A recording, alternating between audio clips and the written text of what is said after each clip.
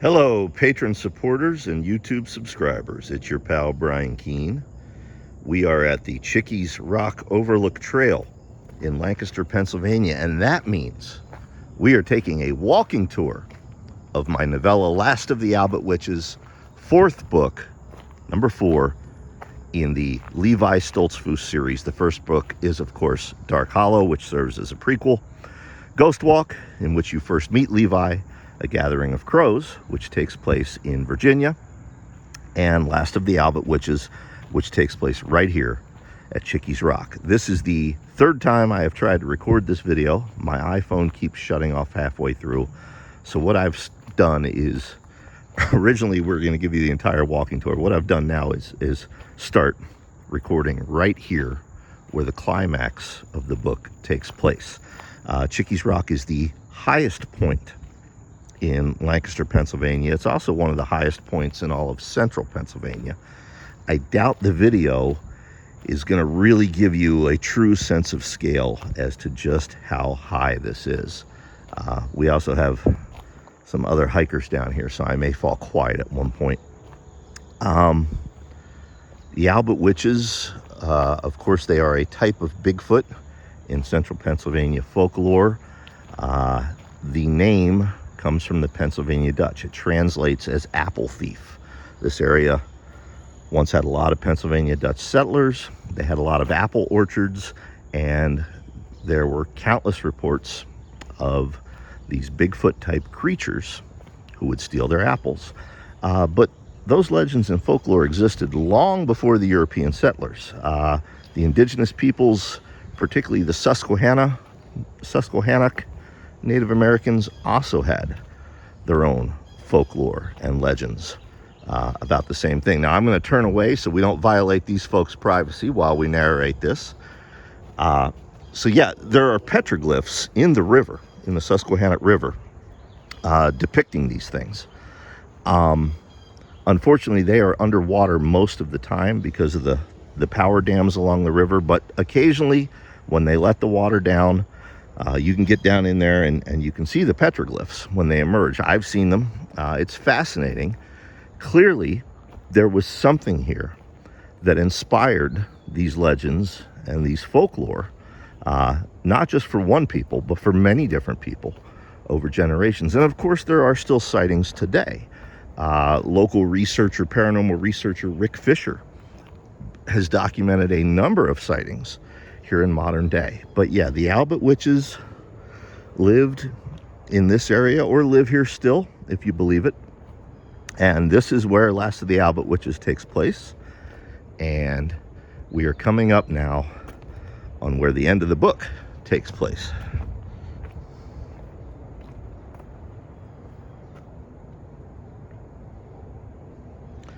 So I'm going to try to give you a good sense of scale here. Down here is where the actual literal cliffhanger of Last of the Albatwitches happens. Without spoiling it for the book, you know that Levi is dangling from a cliff and facing off against one opponent, and he is saved by another opponent. This is that cliff right here. There's folks down there, so we're not going to violate their privacy. What we'll do is we'll go over this way, and we'll give you another view, and then maybe we'll circle back around to that cliff if my phone keeps cooperating and we can continue to record.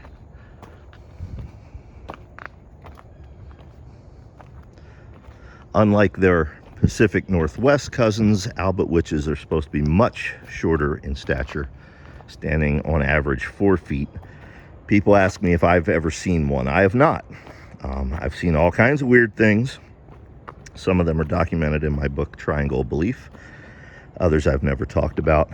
But unfortunately, I have not seen an Albatwitch or any other kind of cryptid, although I would dearly love to. So we are coming up on the cliff. I'm going to watch my footing here because I don't want to fall. That is the Susquehanna River below us. The Susquehanna, of course, also flows by my house. If you are a fan of author or podcaster Matt Wilderson, he lives right around that bend right there. We can't see his house from here, But he has a beautiful view as well. So I'm going to try to get down here right to the cliff's edge.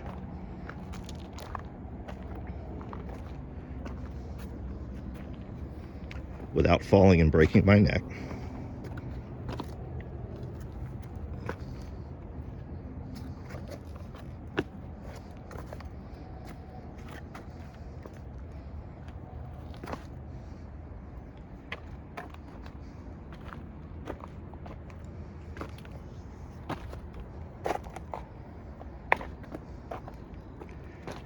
So yeah, at the cliffhanger ending of the book, Levi is in fact dangling from this cliff.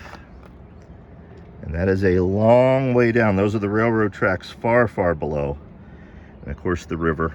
That's York County on that side. We are in Lancaster County, as I said, the highest point in Lancaster County and one of the highest points in all of York. And I can tell you right now, this video is not doing justice of just how far down that is. So I think I'll record a second one from down there at the bottom to truly give you a sense of scale.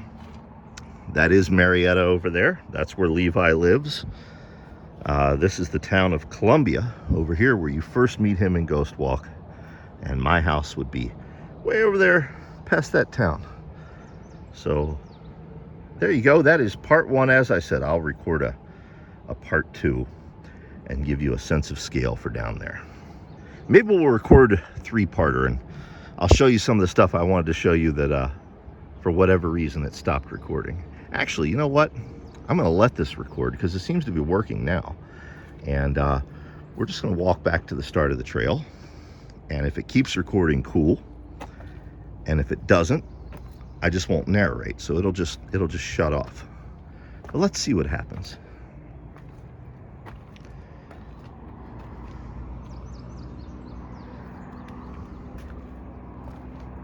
What happens is Brian falls off the cliff and is never heard from again. I don't know if you can see the road way down there. That little black strip. That's how high up we are, folks. It is not a survivable fall. I know there are news reports of many folks falling off of this over the years, but not one of them has ever lived. It is a long way down.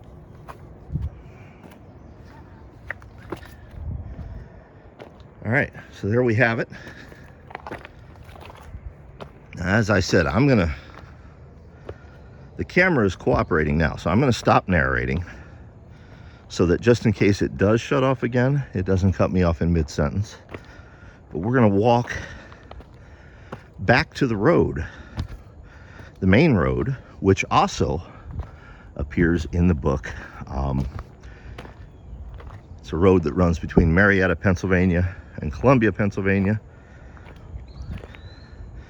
If you kept following it, you eventually get to 3 Mile Island, which is up that way, upstream.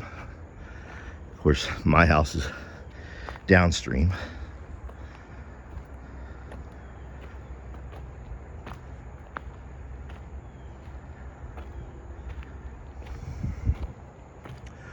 Yeah, the entire book, Last of the Albatwitches, plays out in these woods. One thing I don't think I mentioned in the book, perhaps I should have, a little bit of local history. There used to be trolley tracks back here. They'd run things down to the river from the town.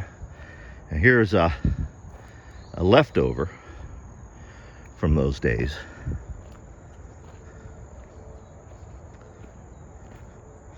This is a popular hiking trail if you want to come see it for yourself. Very easy to find. Very well maintained, as you can see. Lots of little side trails for those of you who are more daring.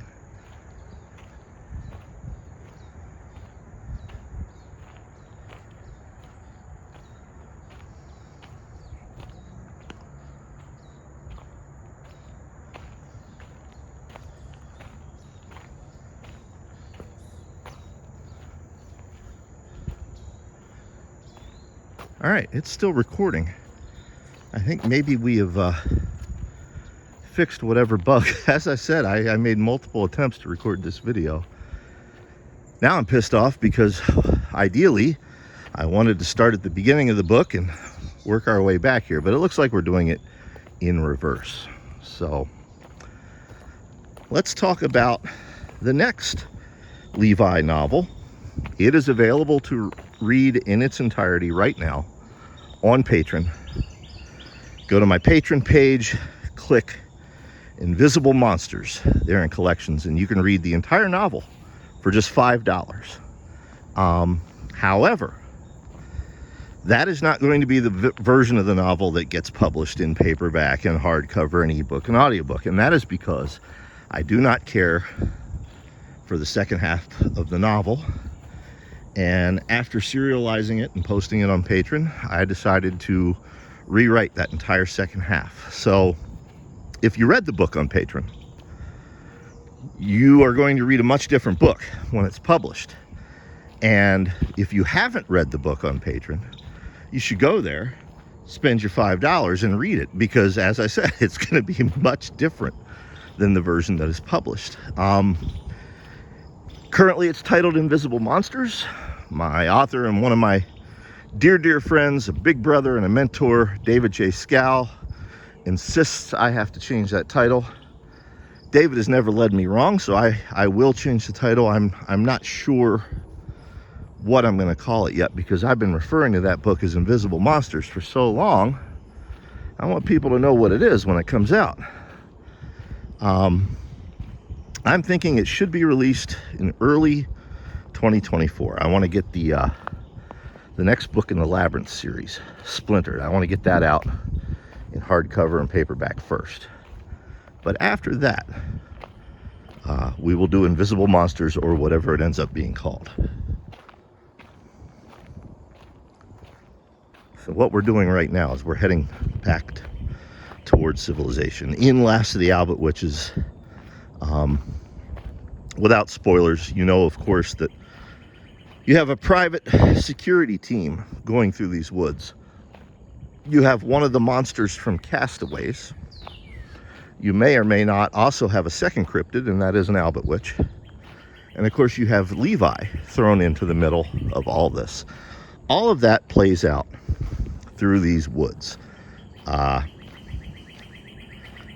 This is the spot where Felizy dies. And here's a spot right here that would certainly serve as an Albatwitch den.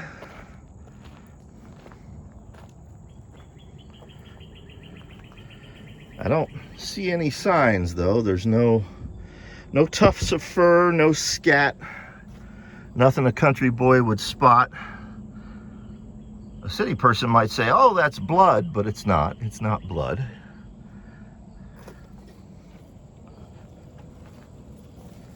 There's some iron in that rock, though. For those of you who play Minecraft.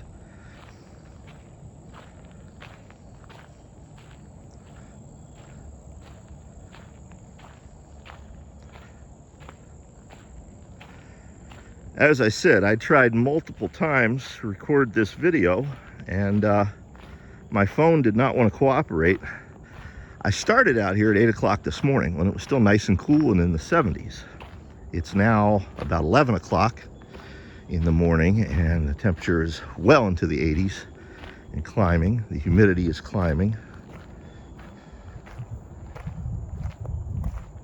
But the phone is cooperating, so we're going to walk out to the end. So while we're doing that,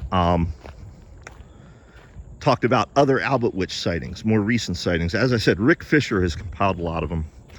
He's written a number of books. You can find that information online. It's readily available. During the pandemic, there was an increase in cryptid sightings in this area and throughout central Pennsylvania. I think that's because people were out in the woods more. You know, they during the shutdown, they couldn't go to the movie theater, they couldn't go to the mall, they couldn't go to their favorite bar or restaurant, so they got the hell out into the woods, which was great for everybody, not so great for me since I'm in the woods all the time. I'm not used to sharing the woods with other people.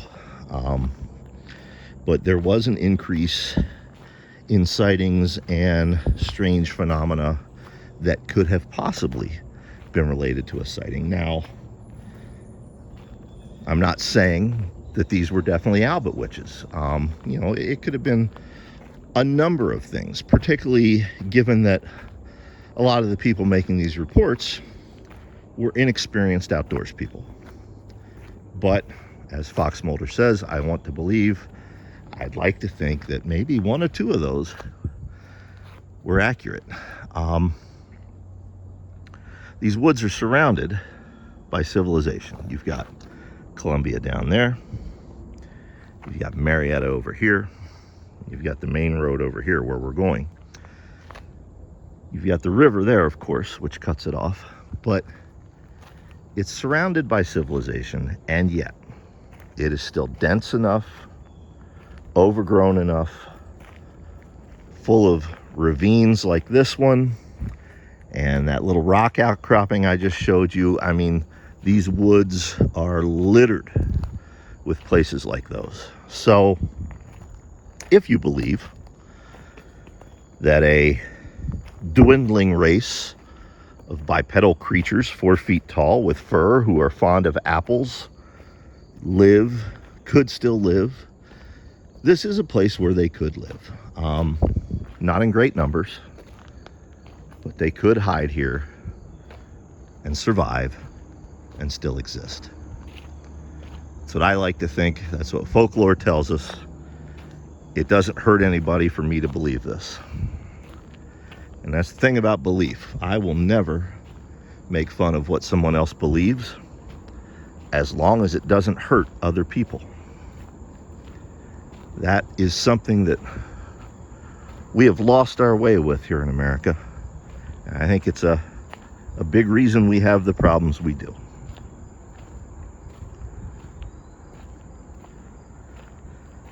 I believe in unidentified aerial phenomena, what we used to call UFOs. I believe in Bigfoot and the Loch Ness Monster. I believe in ghosts.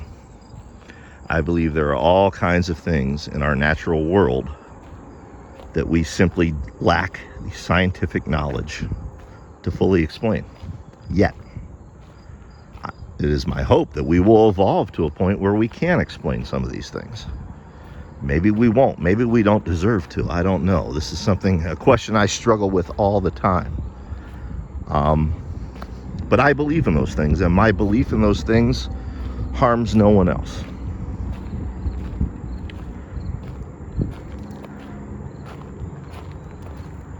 So if you hike this trail, as I said, it's a fairly easy trail. However, for accessibility reasons, if you are in a wheelchair, you're going to want to be aware of this segment right here. This is steep, going up and down a hill. And yeah, for accessibility, if you are in a wheelchair or use any other kind of walking assistance, you may find this a bumpy ride. But other than that, the trail is nice and flat and clear, and it's an enjoyable hike, and it's a beautiful view. You saw the view. View would have been much better if we had started here and worked our way back, but as I said, my phone didn't want to cooperate. But yeah, we're coming out now to the main road that I mentioned earlier. You can probably hear the traffic. If you were an Albatwitch still living in these woods, wonder what you would think. How would you feel about hearing those trucks and cars racing by all day, oblivious to your presence, right here in their shadow, right over there perhaps, or right there?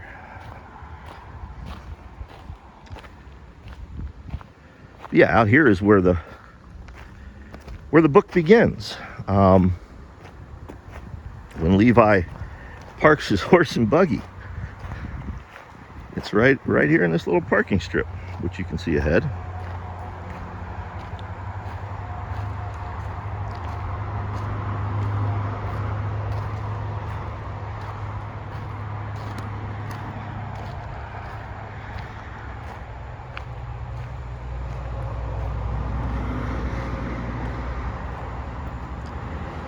So there you have it.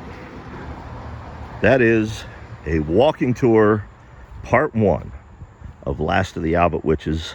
I will record a part 2, I believe, from the bottom of that cliff so that you can truly get a sense of scale. But I'm not doing that today because, as I said, I've hiked this trail 3 times now, not noticing that my phone is shut off each time. And I'm tired. I don't want to do it again. I do want to show you the sign in the road. I'm going to turn this way because we got some hikers coming and we want to respect their privacy. Yeah, here we come. The end of our trail, the start of the trail, if you want to do this yourself. You'll know you're in the right spot when you're driving this road and you see this sign. So there you have it. Thanks for watching, and we'll see you soon.